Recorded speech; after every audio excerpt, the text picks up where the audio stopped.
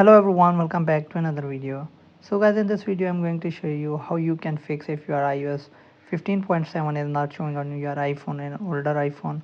So guys, if you are trying to download iOS 15.7 but it's not showing in the software update section, then I'm going to show you how you can fix this. So let's get start the video without wasting any time.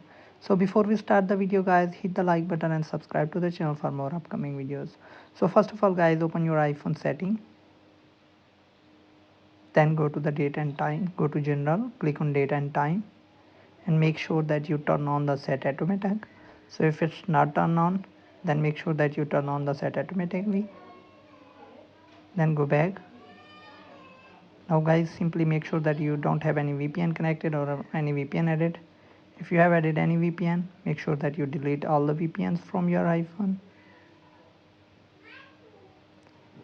And the guys, now the last step is make sure that you don't have any beta profile downloaded in an iPhone. If it's, now you can go to setting, general, click on VPN and device management, click on beta profile and simply click on remove profile.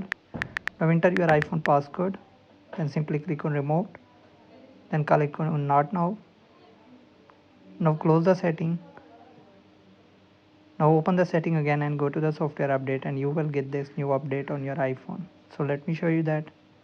So as you can see guys, here is the iOS 15.7 update, but I can't download because I don't have enough storage. So if you have storage, then you will get this button, download and install.